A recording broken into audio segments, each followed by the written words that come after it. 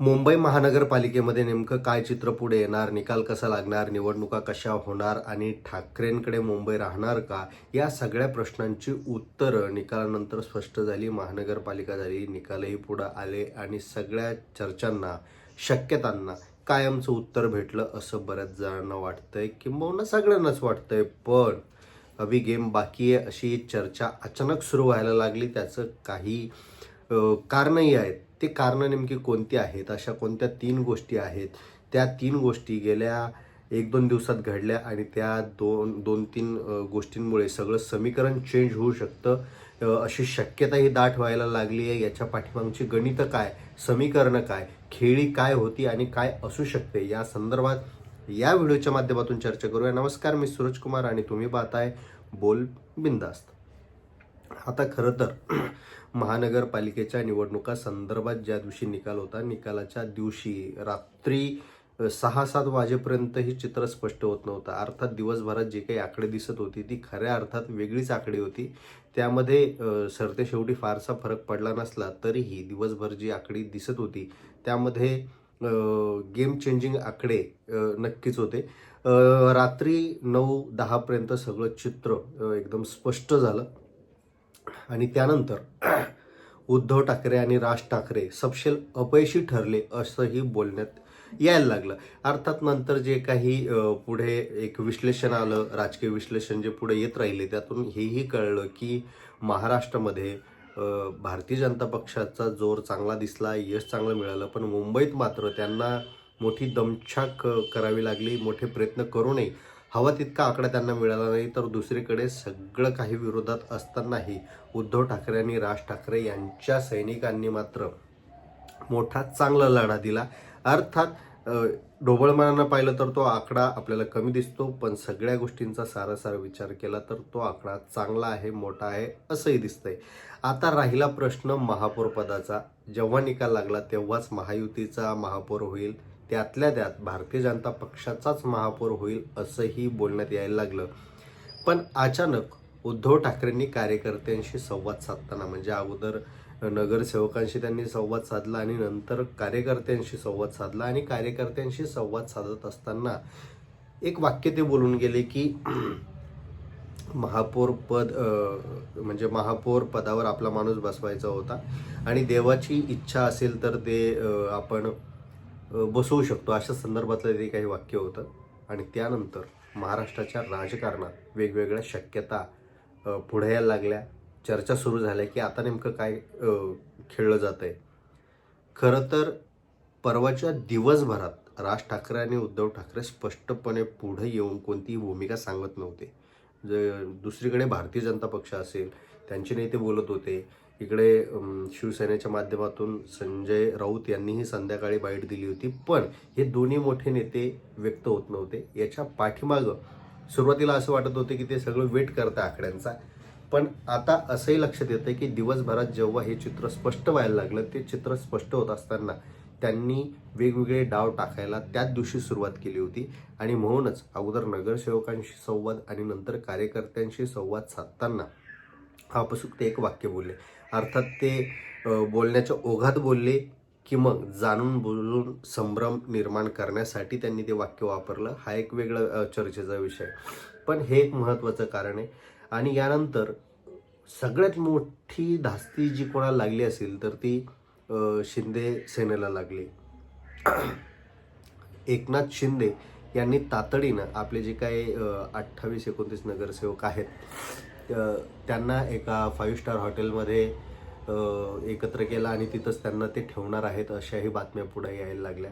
आता ते पुढं ते तिथं त्यांना का ठेवणार आहेत? कारण की आता जो काही एक भावनिक पत्र भावनिक काय म्हणता येईल त्याला की एकनाथ शिंदे एक स्ट्रॅटजी खेळताय, भावनिक साथ घालताय भारतीय जनता पक्षाला की आमच्याकडे महापौर पद असलं पाहिजे, बाळासाहेबांचं नाव पुढे करून त्यांच्या जन्मशताब्दीचं वगैरे विषय हे करून ते आमच्याकडे महापौर पद किंवा मग 2.5 वर्षाचा जो काही प्रयोग आहे या संदर्भात ते एक मागणी करताय. अर्थात भारतीय जनता पक्ष त्यांच्या मागणीला फारसं काही सिरियस घेणार नाही, ते आपण विधानसभेला पाहिलं. कारण गृह खातं त्यांना पाहिजे होतं, तर त्यांना ते मिळालं नाही. म्हणजे त्यांना उपमुख्यमंत्री पदावर समाधान मानावं लागलं. आता महानगरपालिकेमध्ये त्यांची मागणी पूर्ण होईल याची शक्यता फार धुसर आहे. आणि जर 2.5 वर्षाचा जर तो एक त्यांचा गेम प्लॅन ठरला, तर ते सुरुवातीला देणार नाहीत. ते नंतरच्या कदाचित 2.5 वर्षानंतर ते बोलणी करतील आणि 2.5 वर्षानंतर काय समीकरणं असतील हे कोणी सांगू शकत नाही. त्यामुळं आता एकनाथ शिंदे आग्रही आहेत असं दिसतंय, कारण त्यांच्या आकड्याशिवाय भारतीय जनता पक्ष अपुरा आहे मुंबईमध्ये. हे एकनाथ शिंदेने ओळखलं, पण ते फारसे ताणून घेऊ शकत नाही, कारण की राज्यभरातला जर विचार केला तर राज्यभरातल्या आणि राज्य शासनाच्या सरकारामध्ये सत्तेमध्ये जर सहभागी व्हायचं असेल तर त्यांना तिथं थोडीशी कॉम्प्रोमाइज करावी लागू शकते.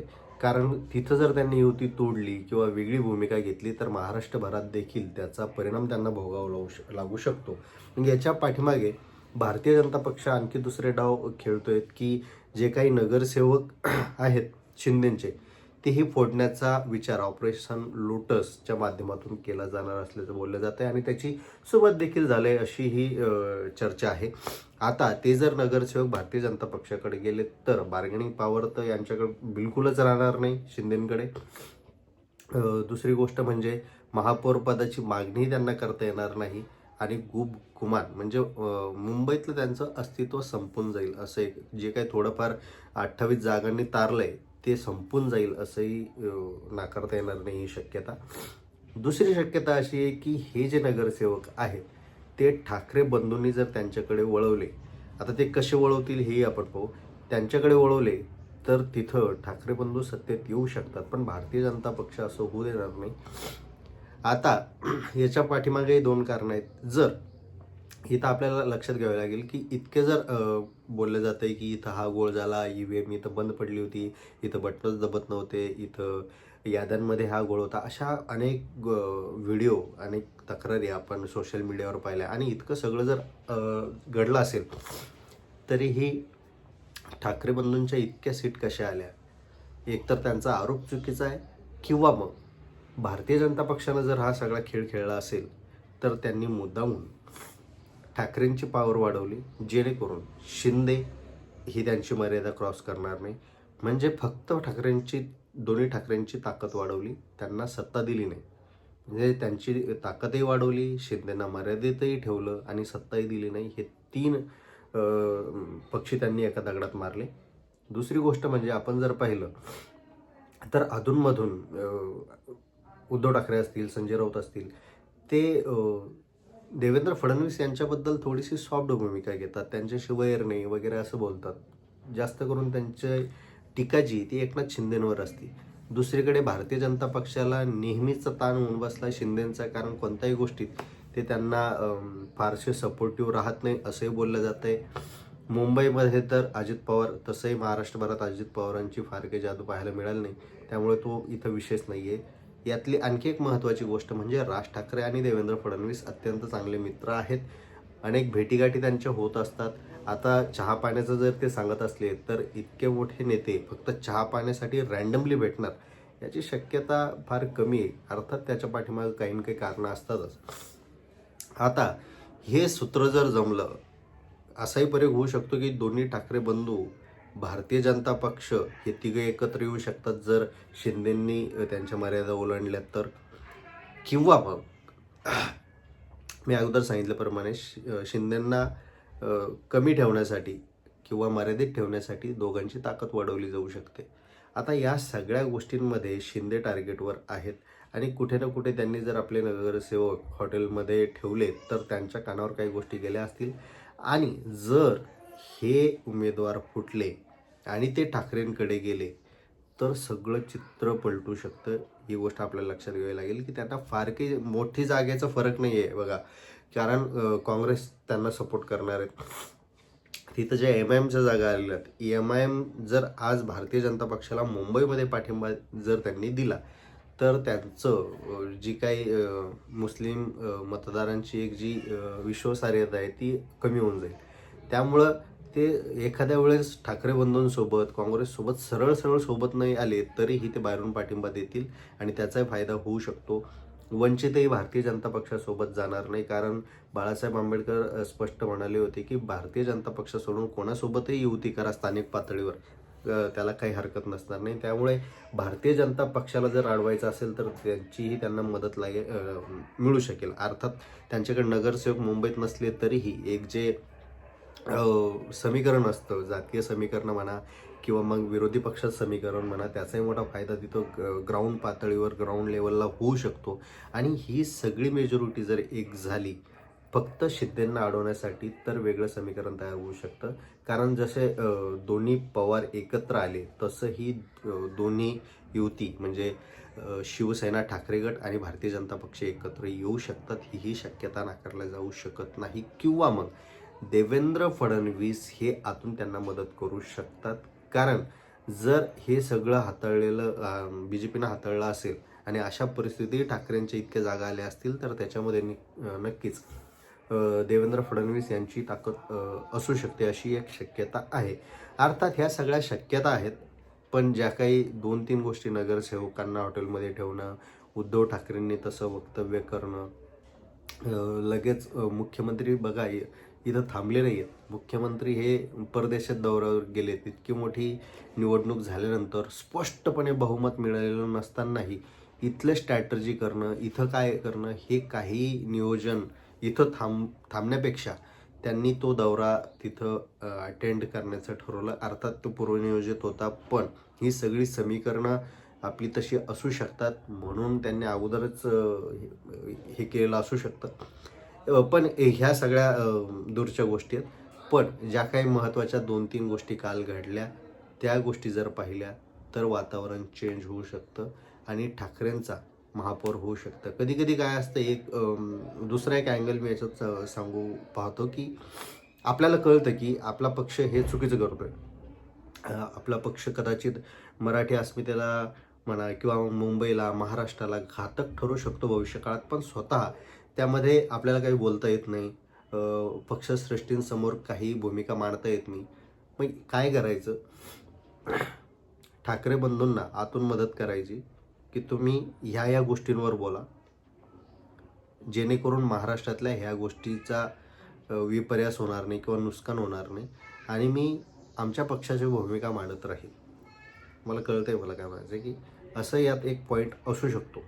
म्हणजे हे नाकारता येणार नाही. जर आतून जर एखादी गोष्ट जर आपल्याला की नाही इथं महाराष्ट्राचं नुकसान होतं आहे आणि त्याला आपण अशा पद्धतीनं नाही करू शकत कव्हर, तर मग आपण त्याला असं कव्हर करू शकतो, अशी याच्यात शक्यता आहे. ही आपल्याला ध्यानात घ्यावी लागेल.